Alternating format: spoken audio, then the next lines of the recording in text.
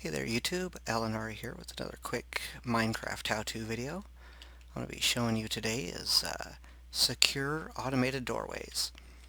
And what this is the doorway. You notice there are no pressure pads, there are no buttons, and it is just 4 solid blocks. As you approach, it opens and it closes behind you.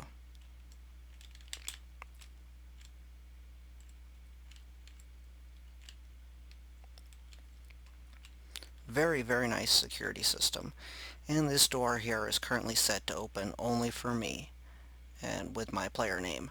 You can set that player name variable to just about anything. I mean, you could set it to a certain item or a certain amount of XP, all kinds of different variables. But right now it's just set to player name. Alright, so let's go ahead and show you how to make one of these. To get started, go ahead and find yourself a nice clear area where you want to build your building or door or whatever. And go ahead and lay out your door blocks. I'm going to just be using these quartz blocks because they're pretty easy to see here. The nice contrast is white. And then we want to go ahead and throw up our pistons.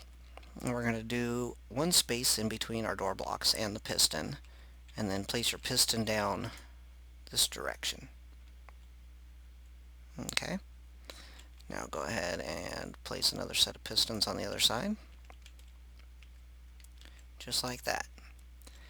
Now what we need to do is place one block on either side on the top pistons. And what that does is allows us, here let me show you. See, if I light my redstone torch, only one piston will activate with the redstone torch. However, if I place a block and a redstone torch, both pistons will activate. Just like that. Okay, so let's go ahead and start setting up the circuit. What we need to do is go ahead and dig down 2 blocks and in one. And then go ahead and place a redstone torch in there. You see there's a redstone torch in there. Placing that one in there turns the top one off. That's alright for now. That's what we want it to do. Go ahead and do the same thing on the other side. Go 1, 2 down, 1 in, and place a redstone torch. Shut that one off. So our door is open now. Now let's go ahead and clear out this trench between the 2 holes we just dug. Just like so. And then clear out this little trench here. And then you're going to want to dig 1 hole here.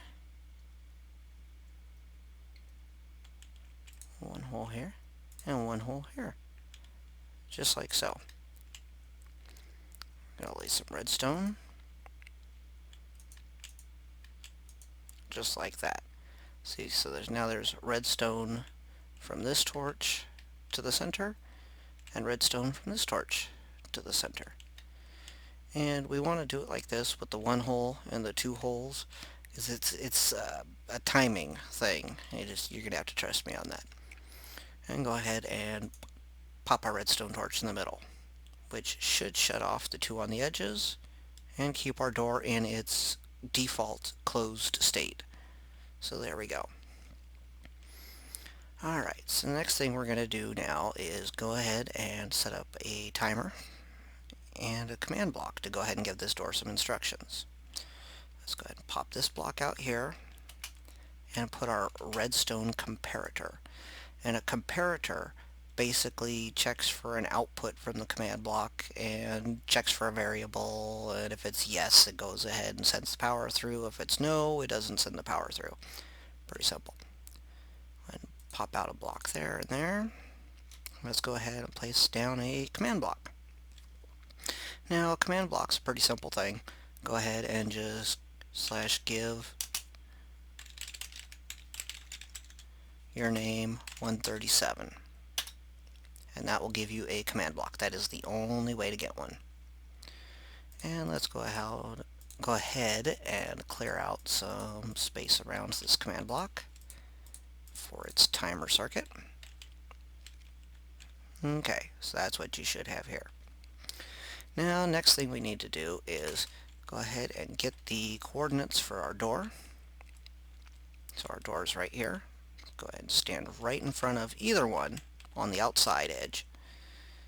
Go ahead and hit F3, and it'll tell you we are at 564 by 64 by 76.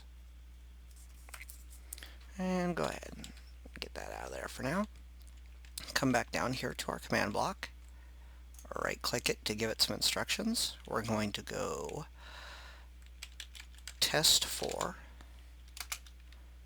at P for a nearest player with the condition of radius of 4 blocks within a certain parameter.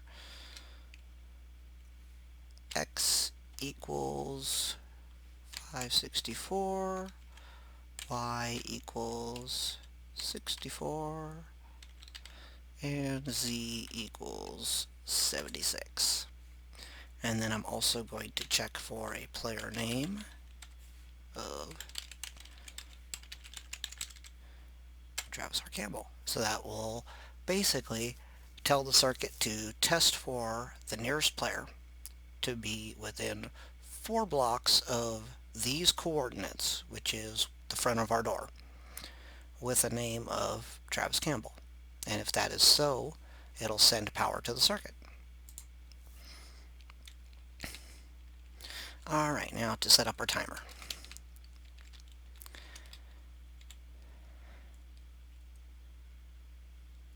Let's go ahead and start by adding a redstone repeater here. And a redstone repeater has some different settings here. This is the default. I just dropped it, and you can see they're really close to each other. We want to go 1, see how it had different settings, 1, 2, 3, default. So we want to go to 1 setting, and that's like 5 milliseconds or something. I can't remember what the actual setting is. You can look it up. Anyhow, now we've got our repeater set at the right setting of 1 notch. Let's go ahead and add some redstone. And you see I just placed the redstone on top of the command block.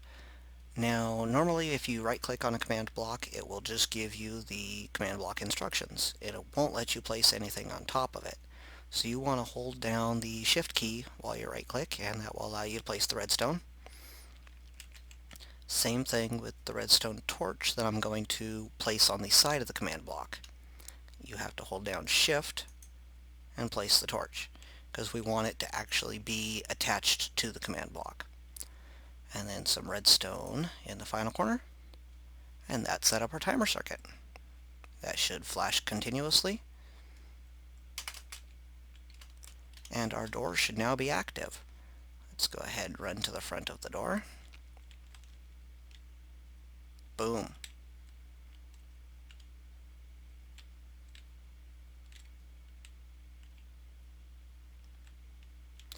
And now that that's done, all you've got to do is go ahead and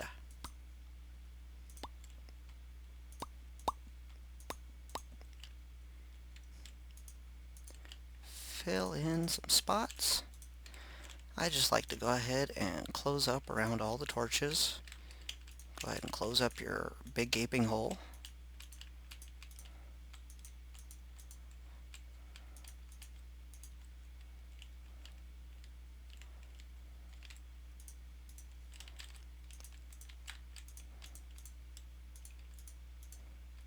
And just doing this makes for a cleaner look.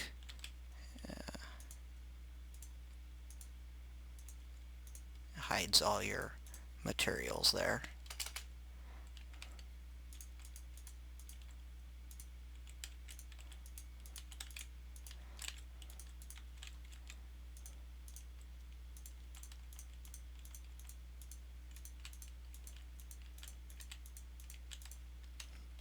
And there you have it.